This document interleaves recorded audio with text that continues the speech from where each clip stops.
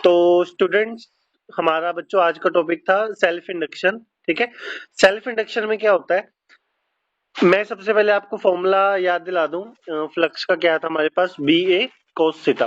Clear. तो बच्चों अगर मैं फ्लक्स को चेंज करना चाहता हूं तो उसके तीन तरीके थे, मैग्नेटिक फील्ड, एरिया या फिर एंगल।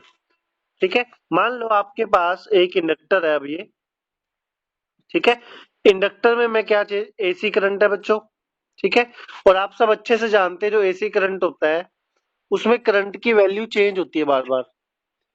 पहले वो करंट इंक्रीज हो रहा है, ठीक है, फिर बच्चों क्या हो रहा है, करंट ये जैसे इंक्रीज हो रहा है करंट, फिर बच्चों करंट क्या हो रहा है, डिक्रीज हो रहा है।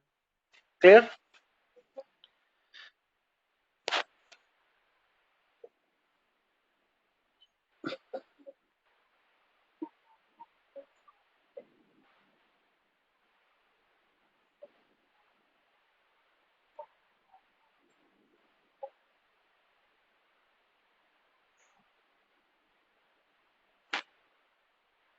बच्चों अपने माइक ऑफ रखें सभी ना।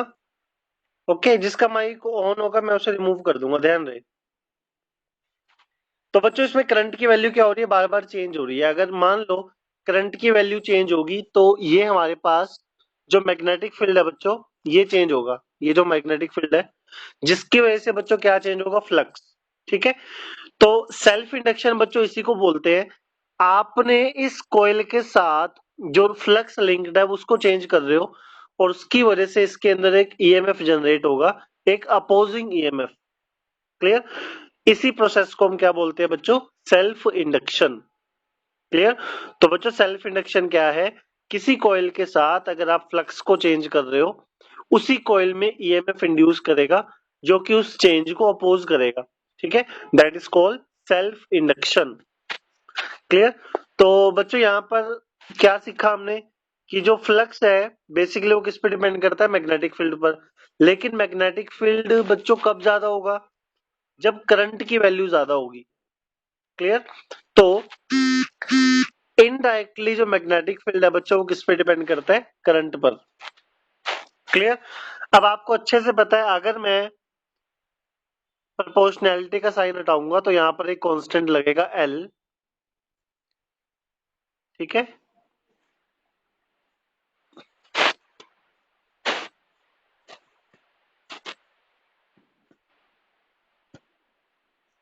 ओके स्टूडेंट्स, इस एल को बच्चों हम लोग बोलते हैं coefficient of self induction. coefficient of self induction. तो बच्चों ये बहुत ही आसान है समझना।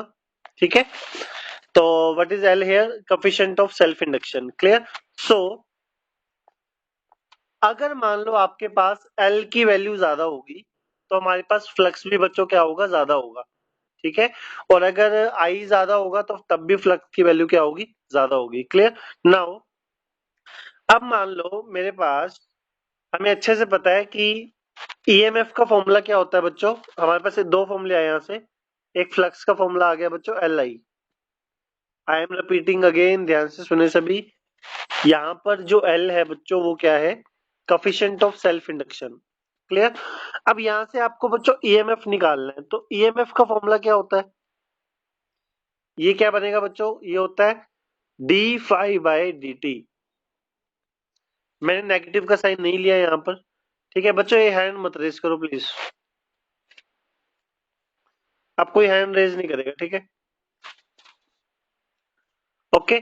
तो अब यहाँ पर फाई की वैल्यू रख दो, तो ये क्या आएगा हमारे पास,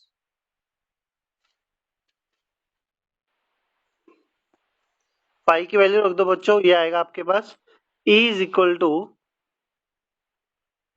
D by d t of, phi की वैल्यू थी बच्चों एल आई। ठीक है, अब एल तो आपके पास कांस्टेंट है, वो तो बाहर आ गया। तो यहाँ पर अगला स्टेप कर रहा हूं मैं, सबसे ऊपर देखो। ठीक है, E is equal to L बाहर आ गया बच्चों और क्या बचा, d I by d T.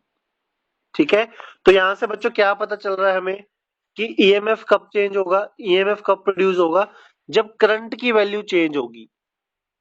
इस क्वांटिटी को मैं बच्चों क्या कह सकता हूं, देखो, जब किसी को rate of change of current, ठीक है बच्चों, इसको कहेंगे हम लोग rate of change of current. ठीक है, डीआई बाई डी को बोलेंगे। क्लियर। अब ईएमएफ बच्चों आप किसके ऊपर डिपेंड करता है? बेसिकली ईएमएफ बच्चों डिपेंड करता है rate of change of current के ऊपर, डीआई बाई डी। ये बहुत ही सिंपल सी बात है। अगर मान लो करंट की वैल्यू धीरे से चेंज हो रही है, आराम आराम से चेंज हो रही है, ठीक है, तो हमारे पास ईएमएफ जो है वो कम प्रोड्यूस होगा। क्लियर। लेकिन अगर करंट की वैल्यू जो है बच्चों वो तेजी से चेंज हो रही है तो ईएमएफ की वैल्यू क्या है? ज्यादा होगी। क्लियर। नाउ अब क्या बच्चों आपके पास, ये आपके पास ईएमएफ का फॉर्मूला आ गया L d I by d T. ये मैग्नीट्यूड लिया हमने, साइन को रिमूव कर दिया यहां से। ठीक है, ओनली मैग्नीट्यूड। क्लियर। नाउ अब एल को बच्चों हम डिफाइन करेंगे यहां से। एल की वैल्यू क्या आएगी हमारे पास? E by D I by D T. ठीक है, सो अगर हमें अब एल को डिफाइन करना हो ईएमएफ के बेस पे तो आप अच्छे से डिफाइन करें। मैंने आपको पहले भी सिखाया था डेफिनेशन बनानी। This is called self induction, this is called self induction. coefficient of self induction is equal to EMF produced per unit rate of change of current। ठीक है, देखो मैं दोबारा रिपीट कर रहा हूँ, ध्यान से सुने सभी। coefficient of self induction is equal to EMF induced, see this, ठीक है, EMF induced per unit rate of change of current। Clear. ये बच्चों हमारे पास किसकी डेफिनेशन आ गई? coefficient of self induction की। Clear. So it is very easy to understand. Now अब क्या है बच्चों इसमें, ध्यान से देखना।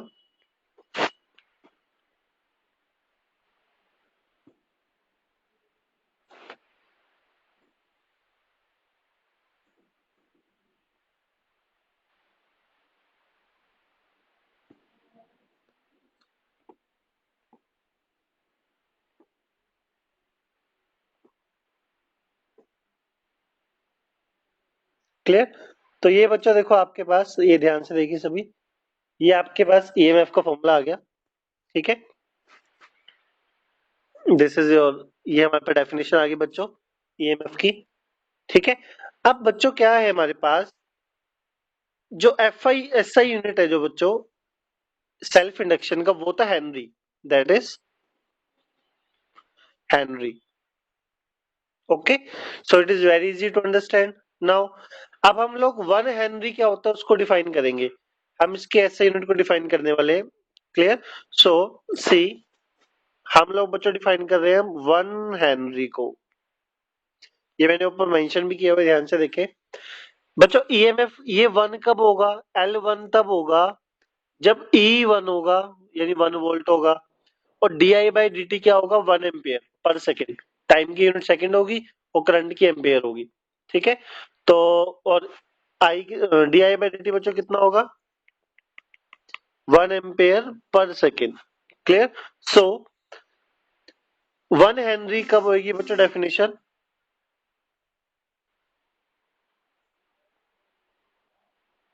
ठीक है, ये ध्यान से पढ़े सभी। वन हेनरी तब होगी जब ईएमएफ जो है 1 वोल्ट होगा, अगर आप 1 एम्पियर पर सेकेंड का rate of change of current लेके आते हैं। क्लियर।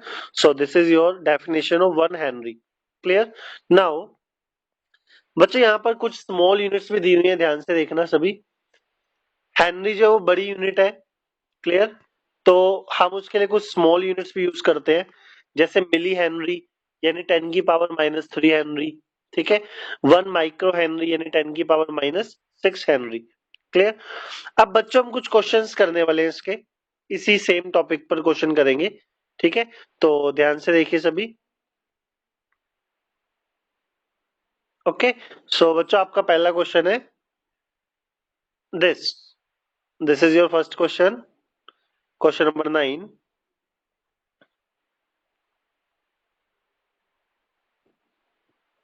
See this one. ठीक है, तो स्टूडेंट्स इसमें क्या आएगा हमारे पास? क्वेश्चन नंबर 9 करना है आपने सभी ने। आपको एल फाई और आई के बीच का ग्राफ दिया गया है। ठीक है, आपने बताना है कि किस में से सेल्फ इंडक्टेंस की वैल्यू ज्यादा है। आप बच्चों अच्छे से जानते हैं जो फाई है आपके पास, वो उसका फॉर्मूला होता है एल आई। ठीक है, that is phi is equal to L I. Clear. अगर आप ध्यान से देखें, हम क्या करते हैं, करंट की वैल्यू को फिक्स मान लेते हैं, एक वैल्यू हम मान लेते हैं करंट की। अब इसमें अगर देखें हम ध्यान से, तो ए में फाई ज्यादा आ रहा है। ठीक है, फाई किसका ज्यादा है, ए का। किससे, बी से। तो फ्लक्स कब ज्यादा होगा बच्चों, जब एल ज्यादा होगा। आई तो हमने फिक्स मान लिया, तो इसमें क्या आएगा, L A is greater than L B, यानी जो कोफिशिएंट ऑफ सेल्फ इंडक्टेंस है वो ए का ज्यादा है as compare to B. Clear.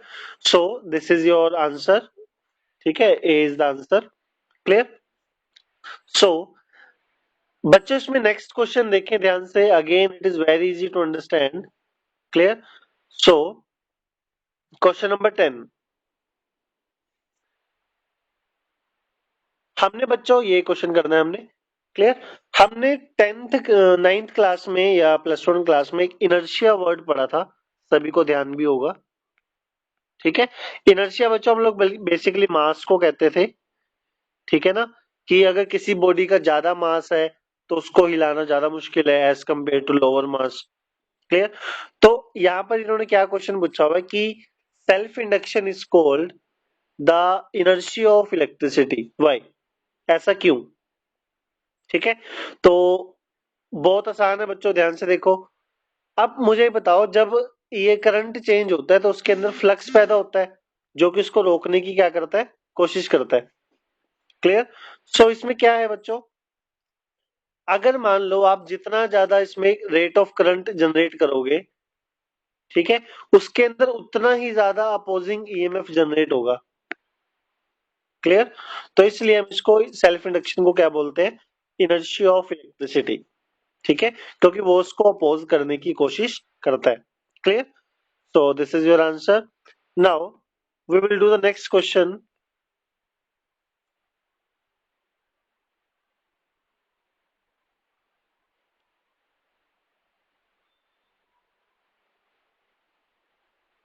Okay, see the first one. बच्चों आपने फर्स्ट क्वेश्चन ट्राई करना है सभी ने। मैं आपको फॉर्मूला बता देता हूँ क्या है। फॉर्मूला था हमारे पास, ईएमएफ का फॉर्मूला था बच्चों, एल अपॉन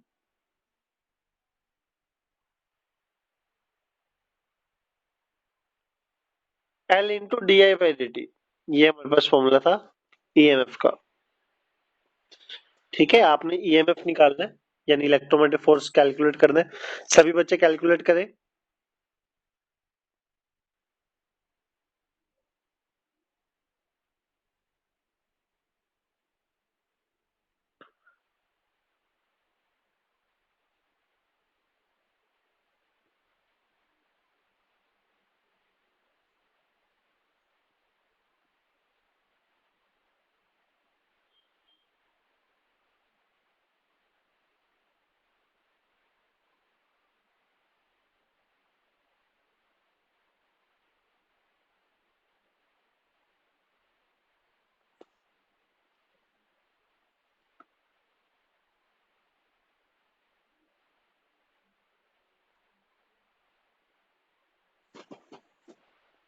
तो बच्चों सभी ट्राई करें इस क्वेश्चन को। क्लियर। Now listen carefully. तो बच्चों हमारे पास क्या है इसके अंदर, ईएमएफ आपने निकालना है। आपको यहाँ पे रेट ऑफ करंट दे रखा है, आपको D I by d T दिया हुआ है। और D I by d T की बच्चों वैल्यू क्या है हमारे पास, 10⁻³ एम्पियर पर सेकेंड। ठीक है, और आपको सेल्फ इंडक्टेंस बच्चों दी हुई है 2 मिली हेनरी, यानी 2 इंटू 10⁻⁻³ ठीक है, बहुत आसान है फॉर्मूला। फॉर्मूला क्या था हमारे पास, E is equal to L d I by d T. ठीक है, ये आ गया बच्चों आपके पास। एल का फॉर्मूला है 2 मिली हेनरी, और ये था 10⁻³ ये कैंसिल हो जाएंगे हमारे पास, और आंसर आ जाएगा 2 volt. So B option is the right answer. Clear. So it is very easy to understand. Okay, so students, we will do the next one. Okay, this is your question, question number 6. आपके पास एक question है बच्चों कि एक जो straight wire है, let us से this is a straight wire, क्या ये इंडक्टर का काम करेगी? This is the question. ठीक है, कोई अगर बच्चा बता सकता है तो प्लीज बताएं, इसका आंसर बताएं।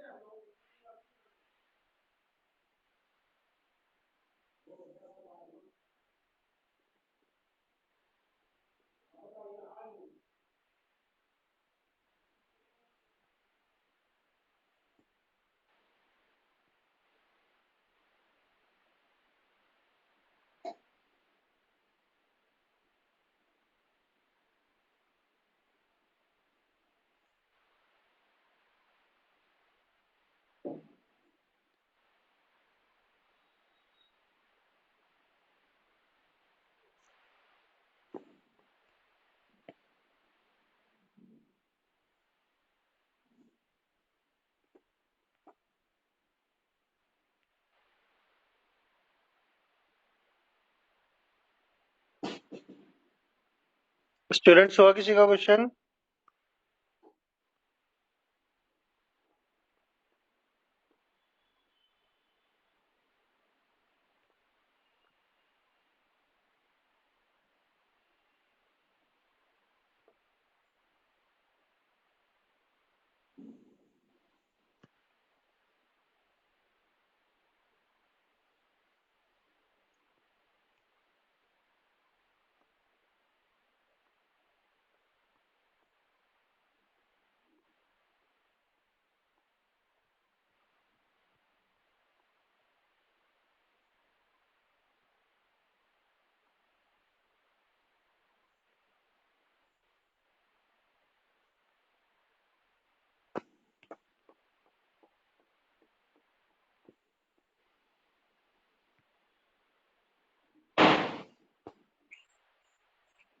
यस, बोलो ऋषिका।